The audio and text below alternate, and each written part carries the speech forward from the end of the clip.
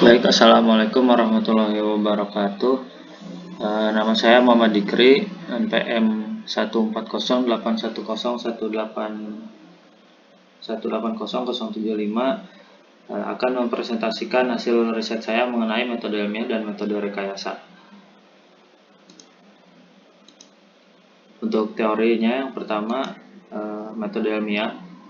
Metode ilmiah dengan definisi metode ilmiah adalah paradigma kajian ilmiah untuk memecahkan suatu masalah. Tujuan dari metode ilmiah ini untuk mengetahui pengetahuan baru. Jadi pengkajian ilmiah ini bertujuan untuk mengetahui, membuktikan, dan memperoleh pengetahuan baru melalui pendekatan sistematik, akuratif, dan probabilistik. Hasil atau kesimpulannya dapat berlaku umum. Para ilmuwan di bidang ini mengajukan pertanyaan yang berbeda dan melakukan tes yang berbeda. Namun, mereka menggunakan pendekatan inti yang sama untuk menemukan jawaban yang logis dan didukung oleh bukti. Selanjutnya itu teori metode rekayasa. Definisi dari metode rekayasa adalah penelitian menggunakan pengetahuan yang aplikatif. Jadi, menerapkan ilmu pengetahuan menjadi suatu rancangan guna mendapatkan kinerja sesuai dengan persyaratan yang ditentukan. Tujuan dari metode rekayasa adalah mendapatkan produk atau sebuah sistem baru. Jadi hasil penelitian rekayasa dapat berupa model, formula, algoritma, struktur, arsitektur, produk, maupun sistem yang telah teruji.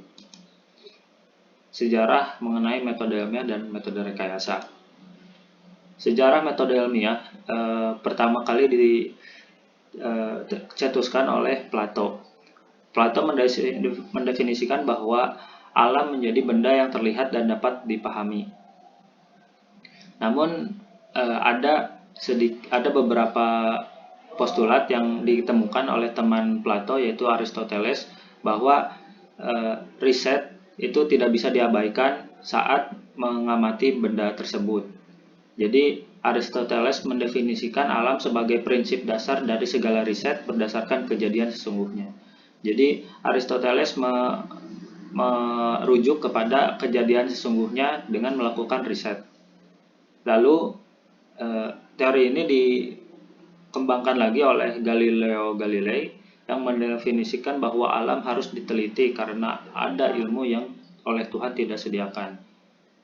Untuk definisi ini banyak ditentang oleh kelompok agamis, dan saat itu Galileo Galilei ditentang keras oleh gereja yang ada pada saat itu, sehingga paper-paper atau jurnal-jurnal yang ia publikasi itu sampai di non-legalkan dan ditarik pengedarannya.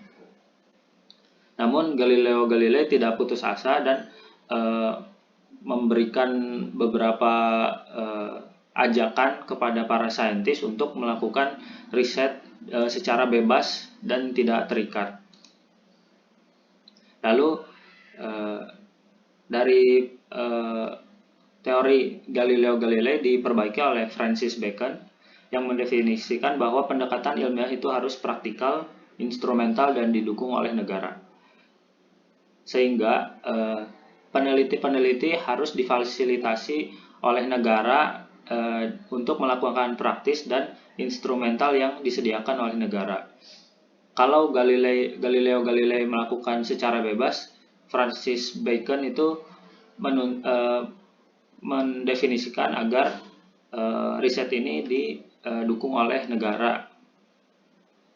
Nah, karena ada yang tidak setuju dengan teori dari Francis Bacon, dari René Descartes, yaitu seorang filosofis murni, dia mendefinisikan bahwa bagaimana kita mengetahui apa yang kita ketahui. Jadi René Descartes ini merujuk kepada filosofi dari apa yang riset lakukan.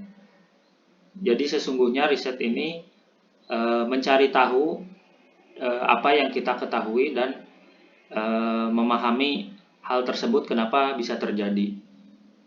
Sehingga sampai sekarang metode ilmiah merujuk kepada rumusan masalah dan identifikasi masalah dengan latar belakang yang telah ditentukan. Hal itu merujuk kepada filosofi yang ditemukan oleh René Descartes. Lalu selanjutnya yaitu sejarah metode rekayasa. Yang pertama dari Theodor von Karman, ilmuwan yang menyatakan bahwa ilmuwan mengeksplorasi apa yang ada dan insinyur menciptakan apa yang belum ada.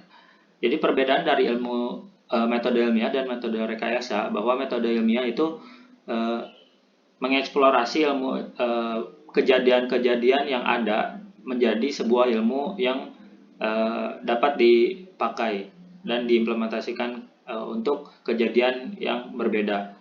Namun untuk insinyur atau metode rekayasa menciptakan apa yang belum ada.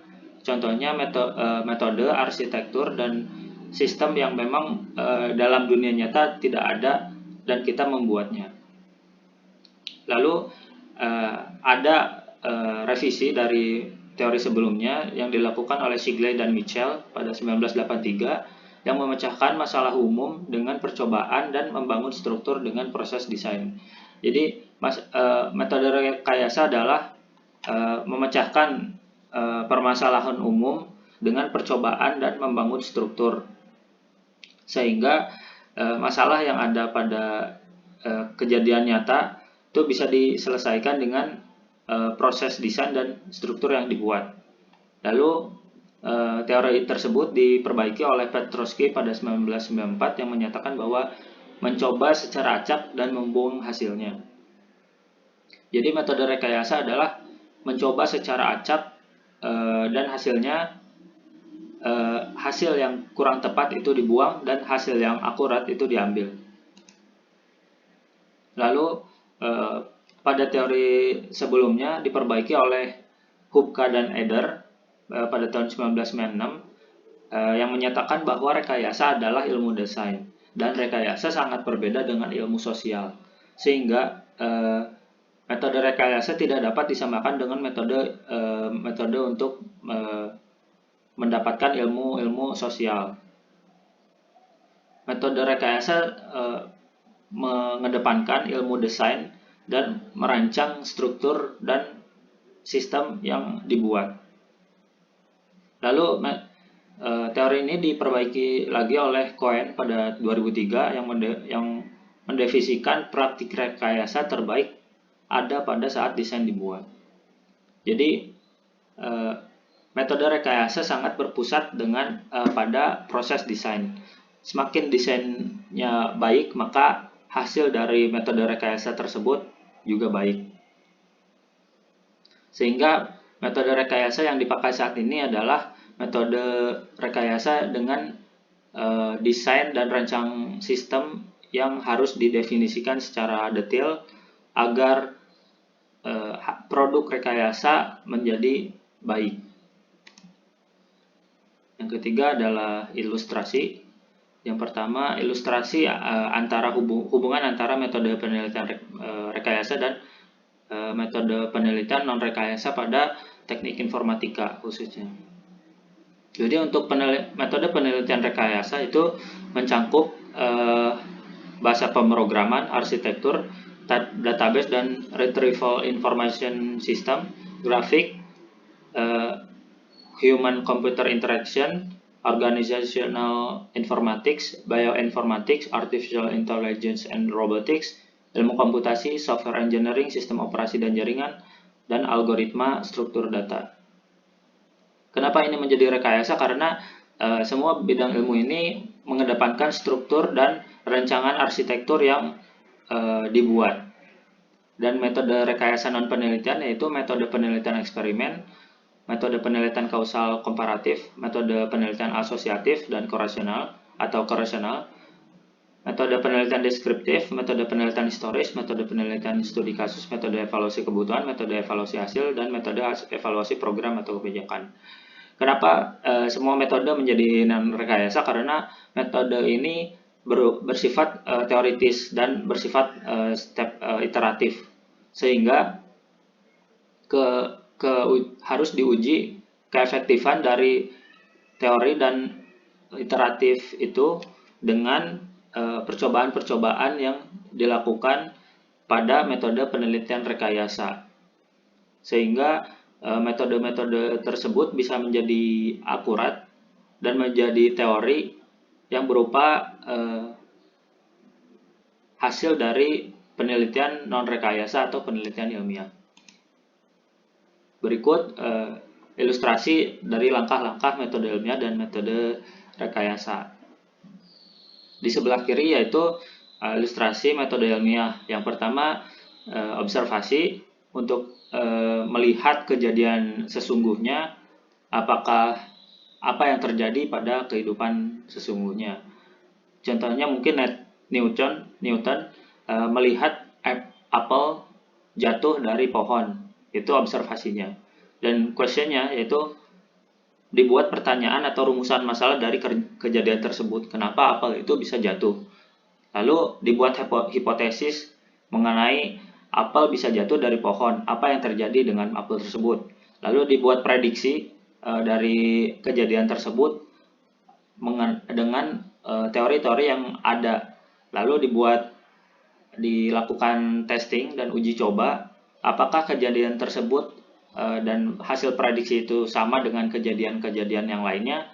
Lalu dibuat kesimpulan dan dibuat iteratif sehingga pengujian menjadi lebih efektif dan lebih baik. Hasilnya lalu dipublikasikan dan bersifat umum. Lalu untuk langkah-langkah metode rekayasa yaitu yang berupa siklus dengan pertama membuat pertanyaan, lalu melakukan research atau ya melakukan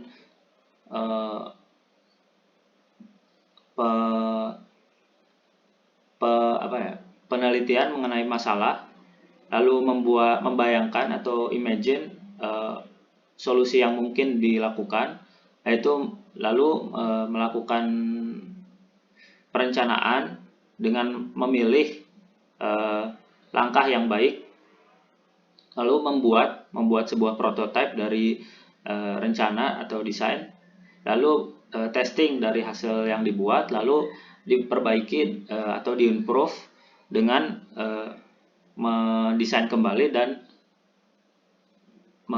mengembangkan aplikasi sesuai dengan apa yang dibutuhkan.